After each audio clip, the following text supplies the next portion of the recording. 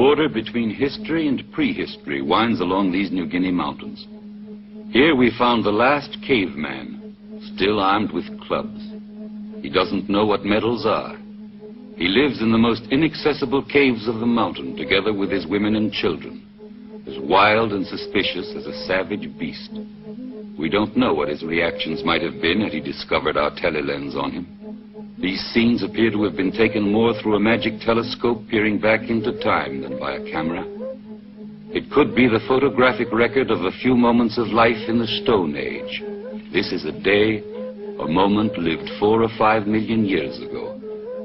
Nothing special happens, now as then. Everything follows unchanging instincts. Work, rest, children, food, the search for an organized society.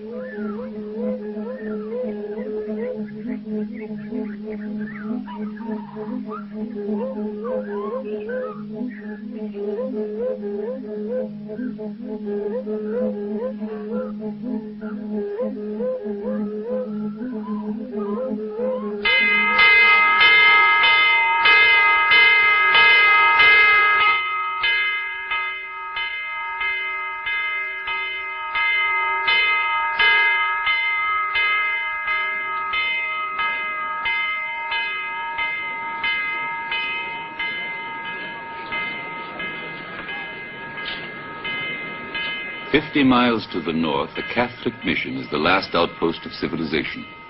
5 missionaries have been killed in these last few years before the sound of the bell awakened faith in these valleys.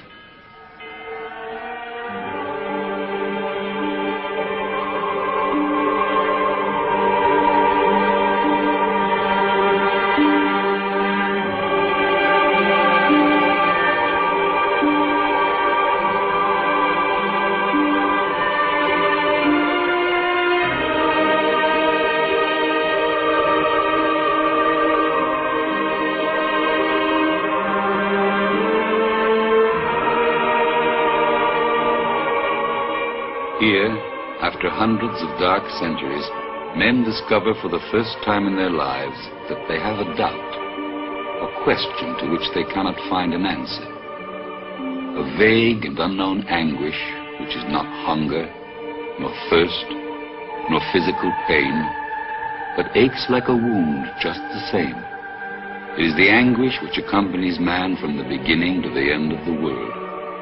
But they still don't know. They discovered the world and themselves only yesterday.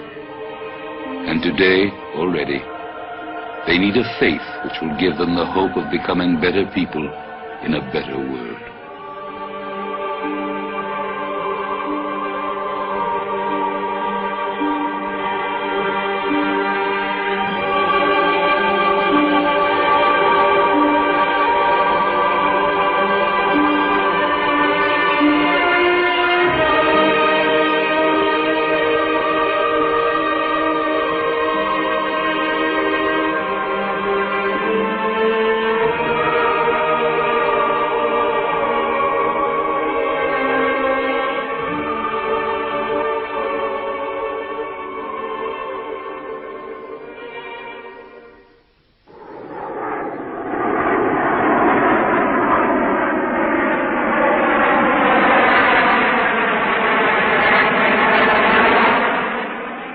But one day the Aborigine descends from the inland mountains, and as he gets closer to the coast, he jumps hundreds of centuries in only a few days. Here at Port Moresby Airport, where his trip through time ends, and where he cannot find a reason for all that he has been taught and has seen so hurriedly, the seed of the cargo cult, the cult of the cargo planes, is born in him.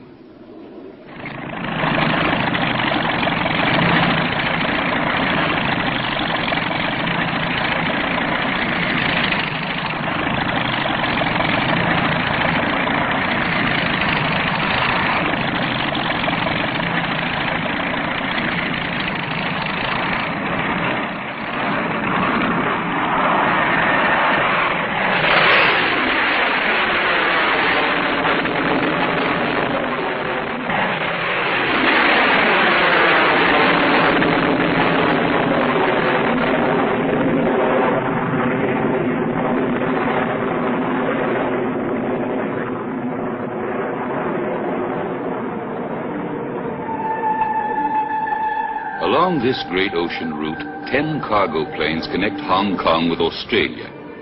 They land each day at Port Moresby, and the cargo cult has its temples almost everywhere nearby. This is one. Its altar is standing 9,000 feet above sea level. The dummy plane is at the edge of the landing strip. At the other end, the control tower. The natives of the Rozo and Mikeo tribes are waiting for some plane to land on their strip, attracted by the bamboo motto.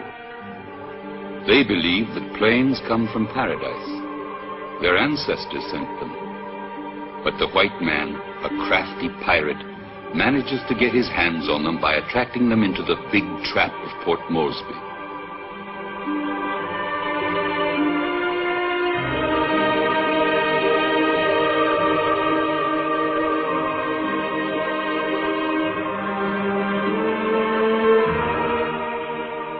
You build your plane too, says the cargo cult doctrine, and wait with faith. Sooner or later, your ancestors will discover the white man's trap and will guide the planes on your landing strip. Then you will be rich and happy.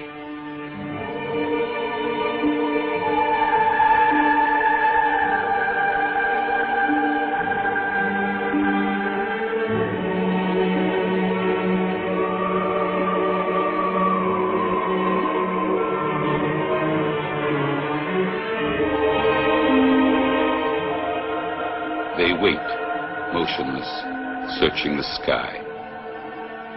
There is no other world beyond these mountains, so the large birds that roar up there above the clouds cannot but come from paradise.